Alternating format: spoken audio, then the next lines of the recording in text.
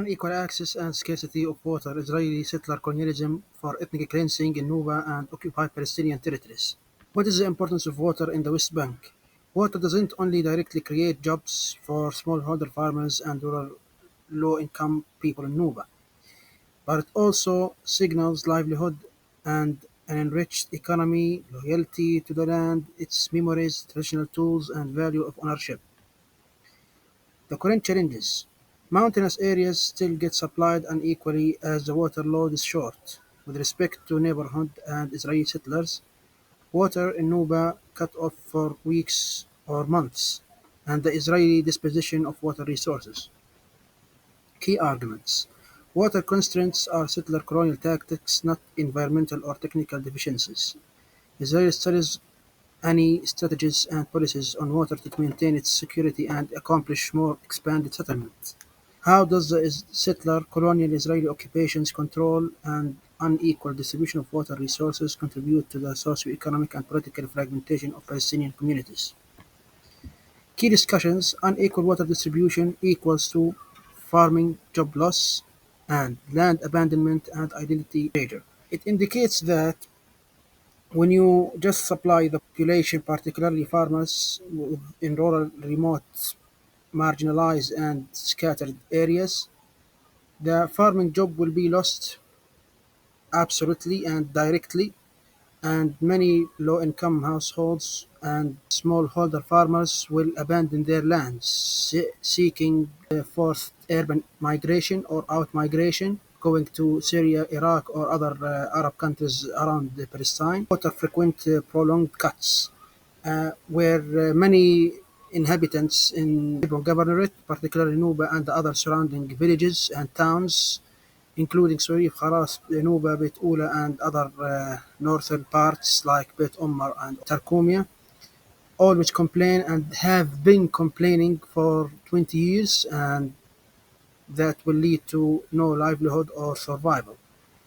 As we have mentioned, the forced migration will be consequential, but that's a negative sign for the Palestinian identity that will be elaborating on later on. Water disposition leads to political structural inequalities, colonial domination, which equals to manipulation of its supply, serving some and denying others, which quote unquote just confirms the political disunity.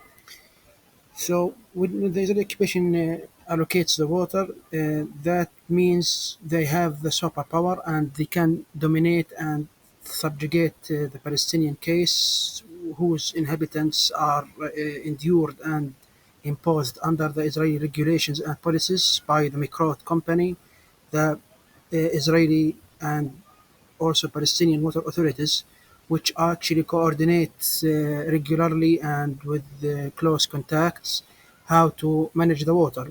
But who is responsible? Well, the Palestinian Authority and the Israeli water authorities have the absolute power and politics how to distribute water. That's why we have the manipulation. So they are trying and with frequent pattern to supply others and deny some mountainous areas or other areas to just have some kind of hesitation and doubts among those inhabitants and municipalities themselves to have sometimes disputes and physical clashes between them, which asserts how there are the political disunity and socio-economic fragmentation among them to weaken their position and encounterment in the face of the Israeli security. Water scarcity, which refers to the lack of fresh water resources to meet water demand.